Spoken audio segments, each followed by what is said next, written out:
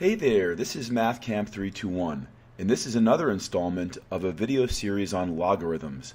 This particular video is part 3 and discusses expanding logs. In this video, we're going to be expanding logarithms. In order to do that, though, we're going to need to know the 3 properties of logs that were discussed in the previous video. So as we look at number 1, we're asked to expand the log of 5x squared y cubed. And a quick note, the expression that we're taking the log of is often referred to as the argument. So the 5x squared y cubed in this problem would be called the argument.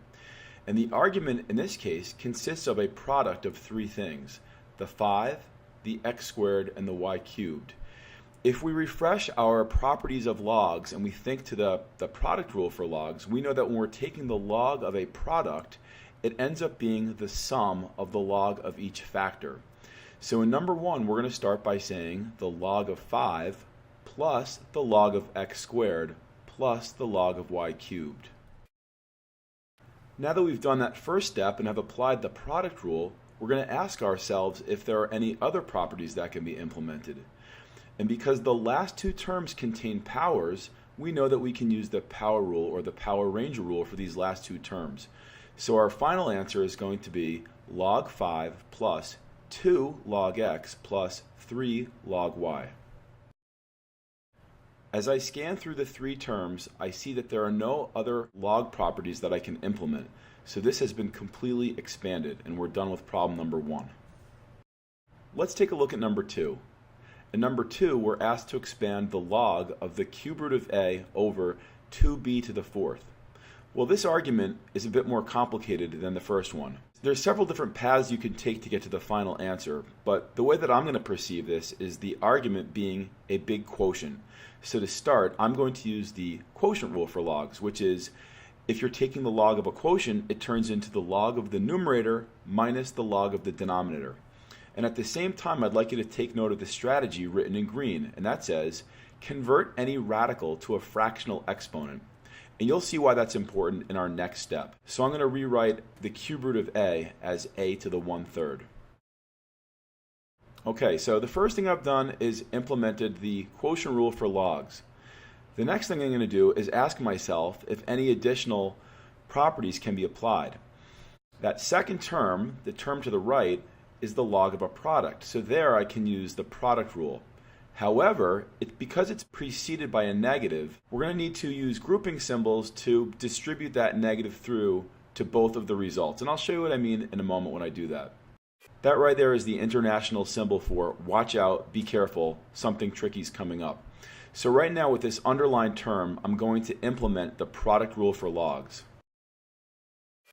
So, because this multi-termed expression is preceded by a negative, it's absolutely essential that I have these grouping symbols. That negative in our next step will carry through to both of those. I'm going to do the distribution, but I'm also going to look for opportunities to use the power rule for logs, because there are 2 instances where there are powers. The power of 1/3 here and the power of 4 here.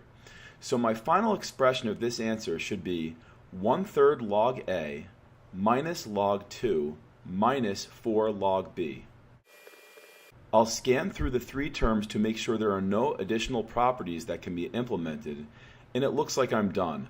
There are no products left, there are no quotients left, and nothing is raised to a power. So we're completely done, and we've fully expanded question number 2.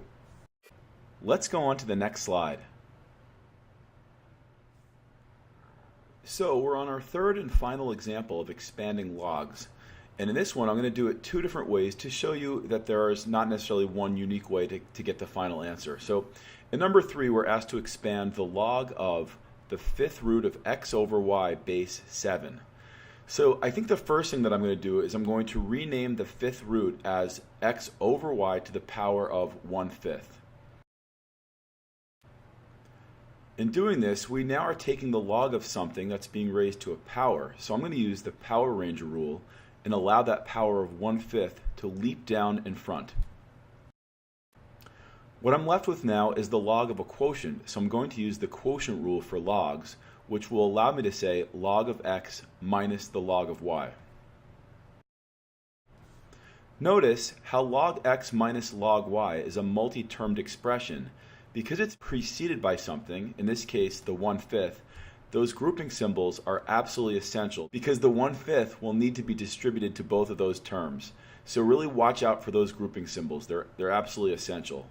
And again, that's the international symbol for watch out. So my final answer will be 1/5 log x base 7 minus 1/5 log y base 7.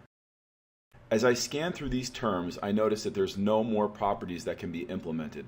There are no products, there are no quotients, nor is anything being raised to a power. So this problem is now done.